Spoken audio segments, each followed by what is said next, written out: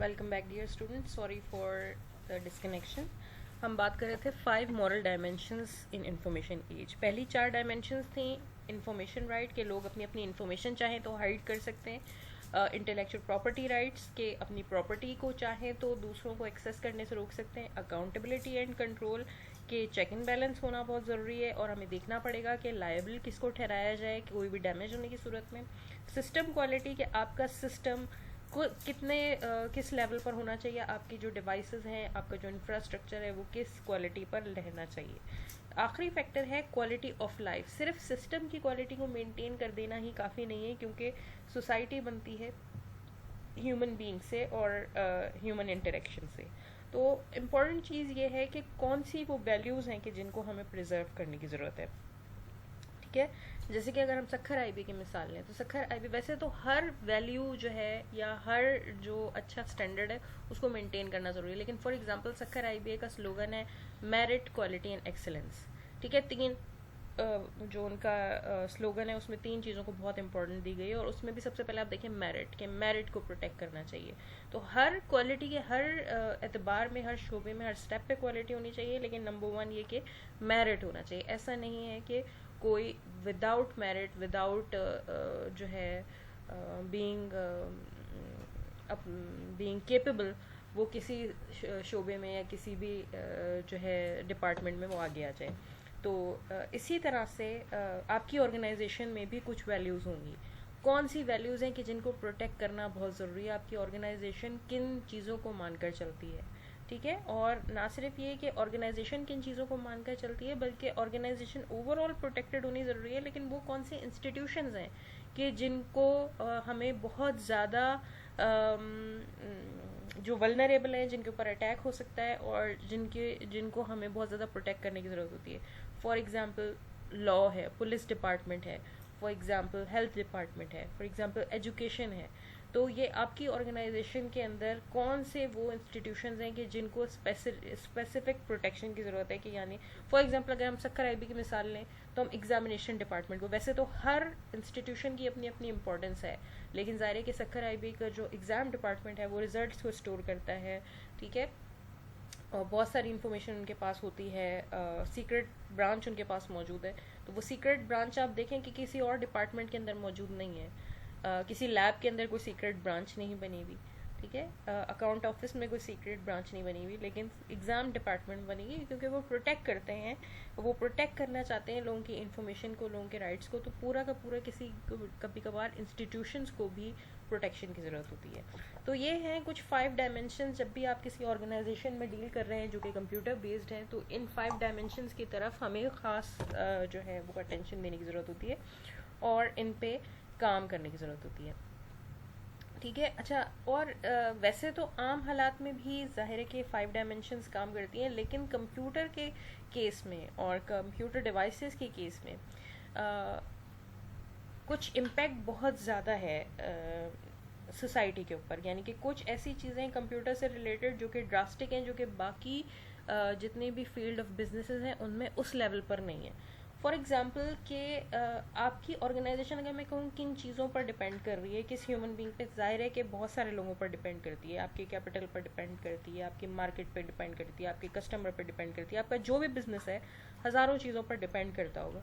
लेकिन आजकल के जो बिजनेसेस हैं वो बहुत ज़्यादा बहुत ज़्यादा बहुत ज़्यादा डिपेंड कर रहे हैं कंप्यूटेशनल पावर के ऊपर। यानी कि आपका जो बिजनेसेस हैं आजकल वो एक तरह से पूरी तरह डिपेंडेंट होकर रह गए हैं कंप्यूटर्स के ऊपर, जो कि पहले एक वक्त में नहीं था।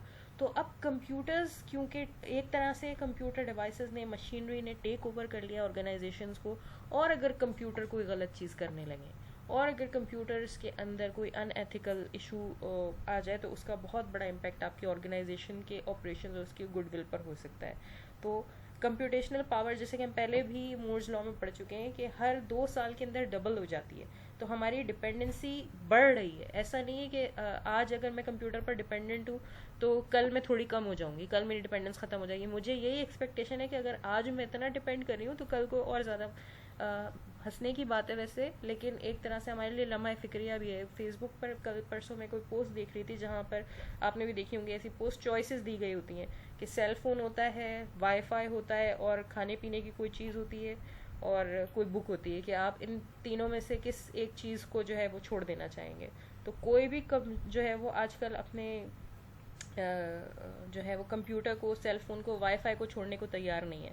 किसी ने कहा कि हम किताबों को छोड़ देंगे, किसी ने कहा कि हम खाना पीना छोड़ देंगे, और लिटरली ये कमेंट्स मैंने देखे हैं। लेकिन हम अपनी जो हमारी टेक्नोलॉजी, हम उस पर इतना डिपेंड हो चुके हैं कि वो हमारी बेसिक नीड बन गई, हम उनको छोड़ने को तैयार नहीं है। तो अगर एज एन इंडिविजुअल हमारा ये हाल है, तो हमारी ऑर्गेनाइजेशंस का भी यही हाल है कि हमारी ऑर्गेनाइजेशन पूरी तरह से डिपेंडेंट है टेक्नोलॉजी के ऊपर, और वहाँ पर बहुत ज़्यादा देखने की ज़रूरत है कि एथिक्स अप्लाई हो रही हैं या नहीं।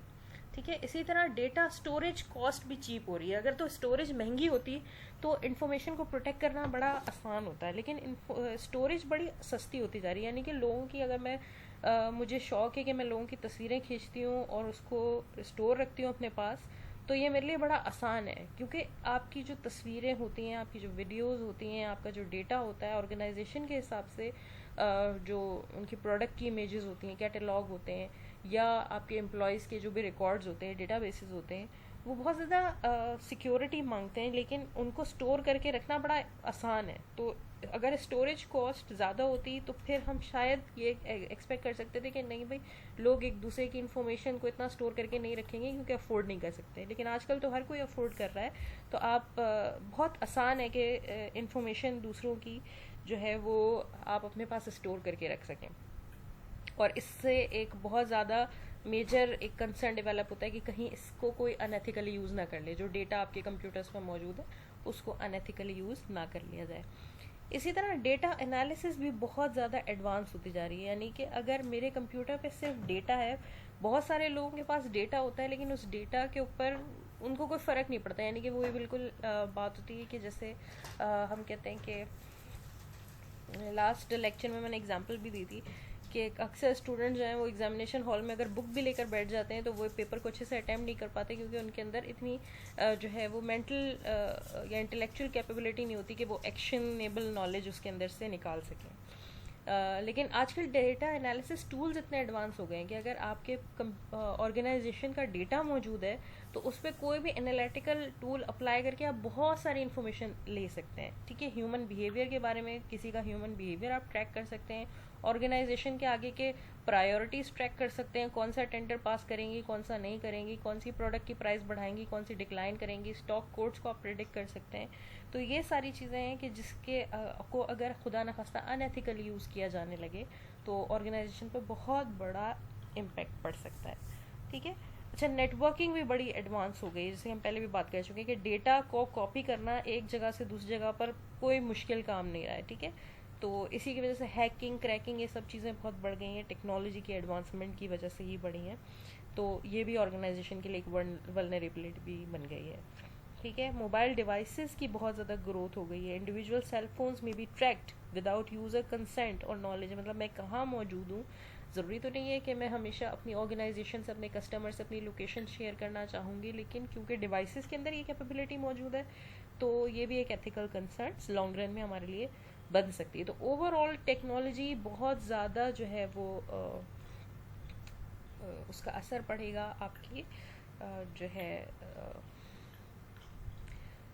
आपके ओवरऑल बिजनेस के ऊपर, कि आपकी जो डिवाइसेस हैं, जो आपकी टेक्नोलॉजी है, वो कितना एथिकली यूज़ की जा रही है।